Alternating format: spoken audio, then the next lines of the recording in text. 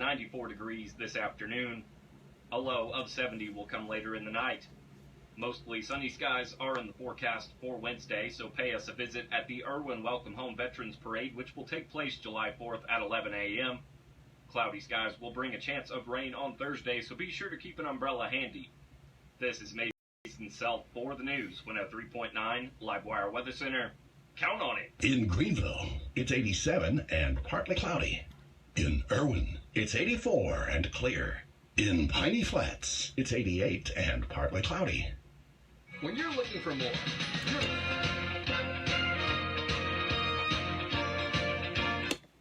Tri-City Sports Now with me, Marky Billson, the leader in area sports talk. You've got your selections.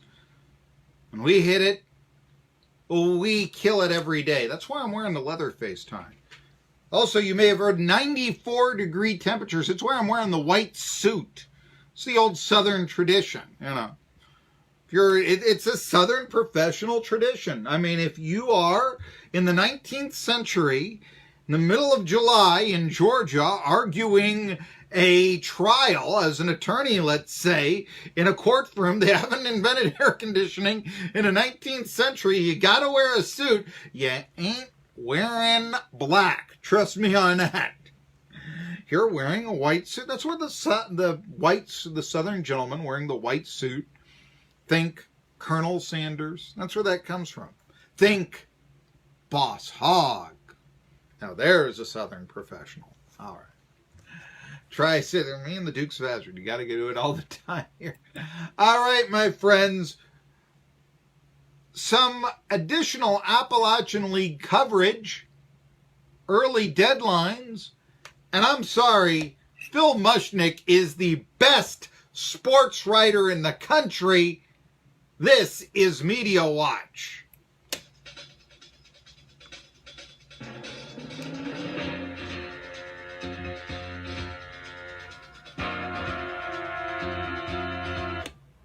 The name of the song is Documentary Department. Keith Mansfield is the person responsible for it. Here, you want to hear some more?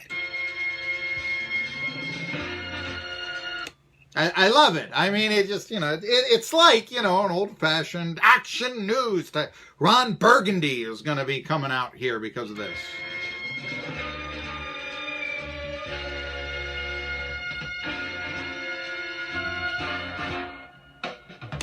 And Christina Applegate with whatever, Whammy guy with the man wearing cowboy hat with the sports. Anyway. All right, here we go. Media. Noticed a few things there. First of all, the early deadlines in sports. Early deadlines in the sports coverage of a newspaper. And we used to have this, the deadlines, and I used to write for the Wheeling Intelligencer. What was our deadline back then? I think our deadline was still midnight, which was saying something. We got the press, paper would come out about 4 a.m. after the midnight. It would be online, the stories that we'd do at midnight. And I think that's the way it is with the press, too. I believe the press allows you to break stories now. That's been the thing. You don't have to wait until noon when that comes up. And that's good. Or for that matter, for noontime. But no, one of the problems, you talk about baseball, and it's, great crowd there. John City, what's bad? They went to the 10th inning rules. Johnson City wins on a gimmick last night. And the game still doesn't end in time for the game story to appear in the press with their 10:30 deadline. And by the way, when was the last time we saw a Cardinals box score? That'd kind of be nice. I know you can get that stuff online, but that's why you buy the paper, isn't it? You want stuff like that in there. Anyway, just a notice right there, but it's a product of the early deadline. It's also a product, this is from Staff Reports. When you get stories written by young publicists being underpaid by rookie league baseball teams, this is what you get. The Johnson City Cardinals set a franchise attendance record with a crowd of 3,687 at TVA Credit Union Ballpark on Monday night. Okay, so far so good. Typical AP lead. The fans who stuck around saw a barn burner. Boy, that's some good writing, Dickie. That's some good writing. Anyway, I was noticing in the press here that there have been some more stories on the Kingsport Mets and the Johnson City. I never saw that before. More on the Elizabethan twins. Okay, you know. Still good they got the 4 sports writers there. There are some papers that says to try to make do with 2. And to keep the one on the desk today, you'll be laying it out. Try to do any reporting off the phone, you know, that sort of thing. When I say laying it out, lay the paper out. Actually lay on a computer the pages out. That's what I'm talking about. Pagination. You do the pagination, and this guy over here will do the reporting. He'll be out in the field. He'll cover the game, you know. Not the best way to go about it with only 2 sports writers. You need more than that on a staff. But anyway, press has 4. Noticing that there were more, I was trying to figure out what that was all about, why I was reading all these Kingsport Mets stories. I mean, for that matter, what about Greenville? What about the Bristol Pirates? And by the way, kudos to the Bristol Herald Courier for staffing the Bristol Pirates opener in Greenville. A lot of papers wouldn't. And I finally realized, you know, Press and Kingsport Times News, they're run by the same people. So it's nothing for them to throw in the Kingsport story. I'm okay with that. I mean, that's a story. I'm okay with that, absolutely.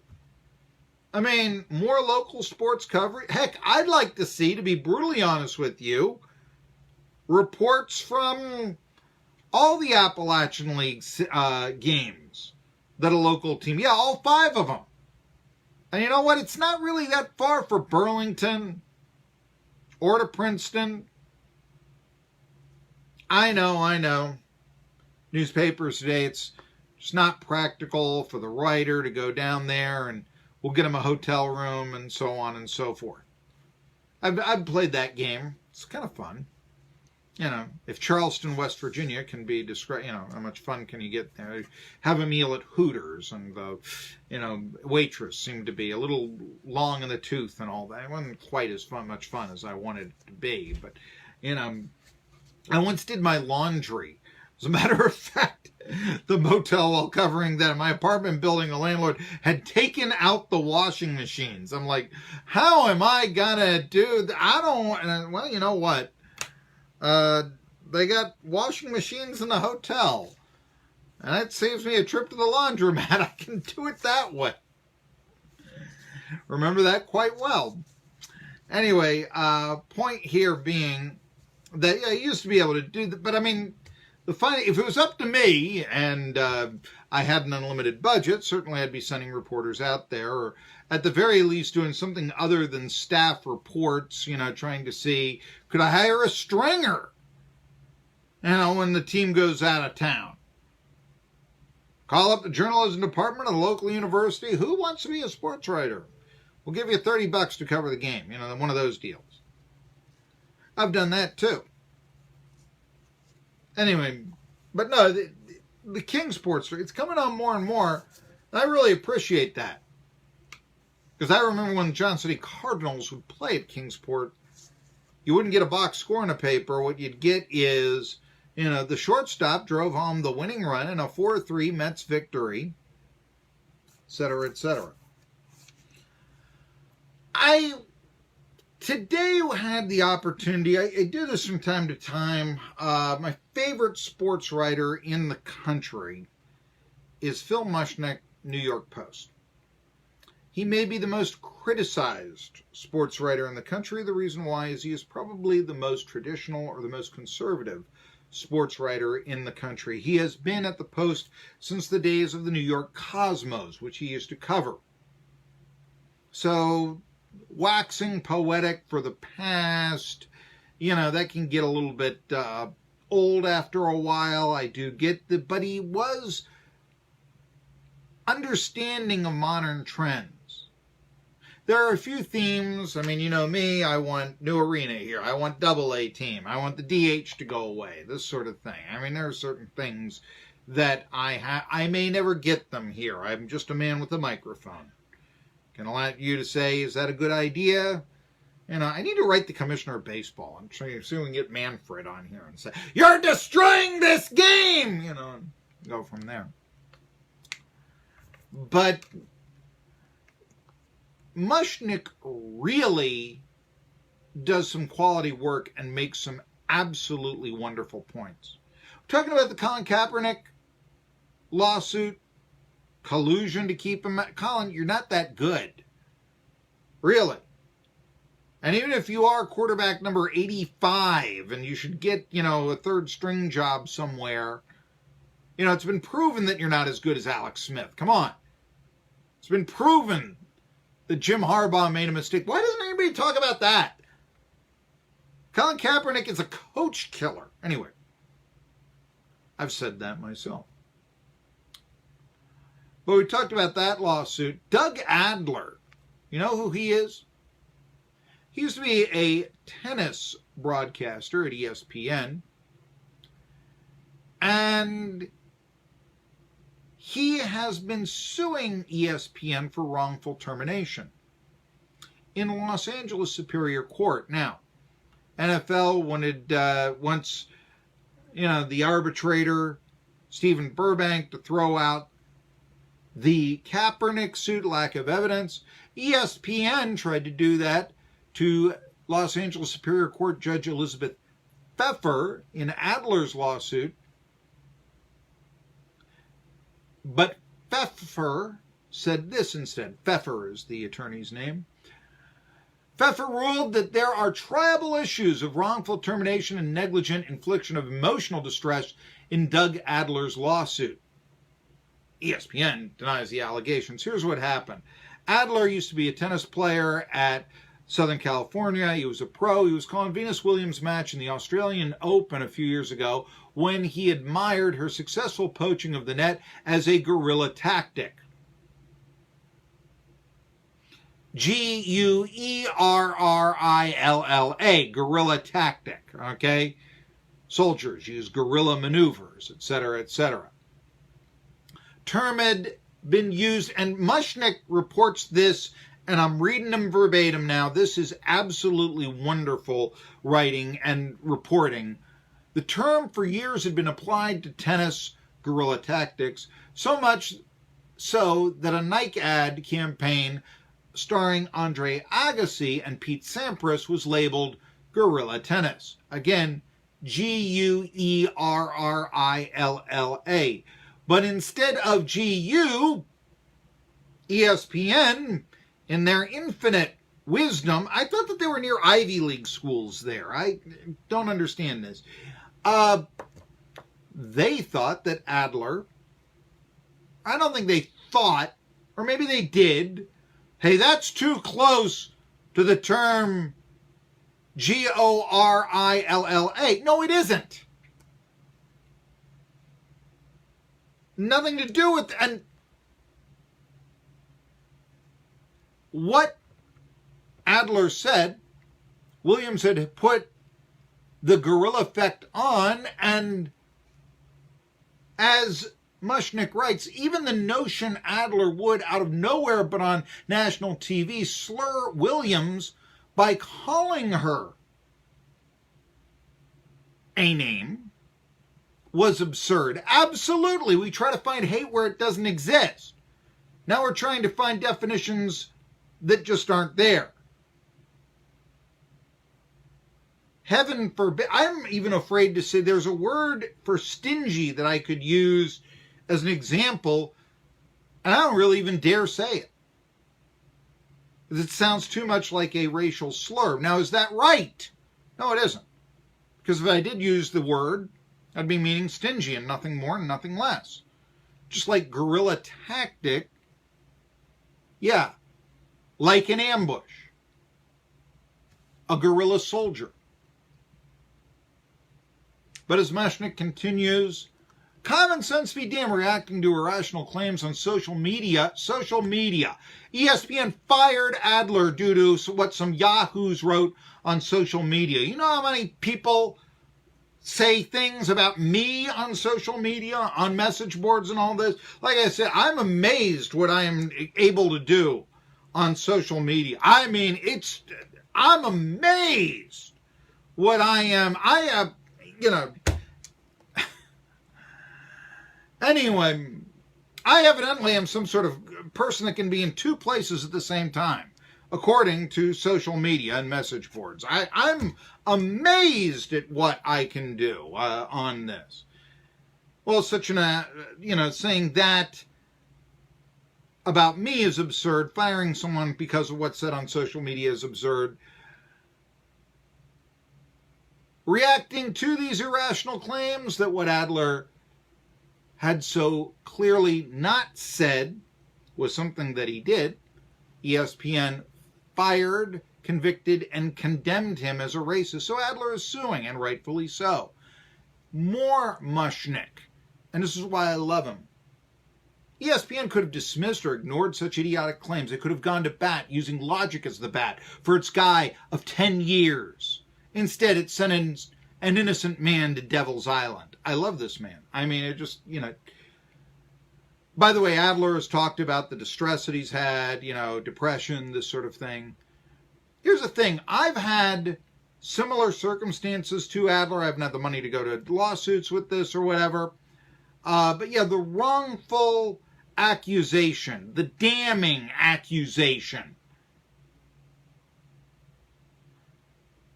And I hope Adler wins so much money from ESPN he puts them out of business. I really do. The fact that we're trying to find hate where it doesn't exist. I talk about Washington Redskins. I talk about Chief Wahoo. The reason I do, because I find people trying to find hate where it doesn't exist. That is the contemporary prejudice. Trying to associate what Adler said to a slur against Venus Williams is ridiculous. By the way, Venus Williams could have ended... I thought the same thing, by the way, years and years ago. Howard Cosell was able to survive it, although he did come with a bit of a notch on his arm, if you will. Well, remember when he used the term with Alvin Garrett, look at that little monkey go on a Monday night game. And he was able to survive it, but only for a few games. And the wrongful criticism that Cosell received is probably a reason why he retired from Monday Night Football after that season. It was 1983. Adler, by the way, suffered a heart attack after this. And ESPN, I mean, between the media and Williams, this is what Mushnick writes. Between the media and Williams, there would be no tennis court of public opinion, no pressure on ESPN to right its wrong. ESPN was allowed to judge, jury, and execute an innocent employee.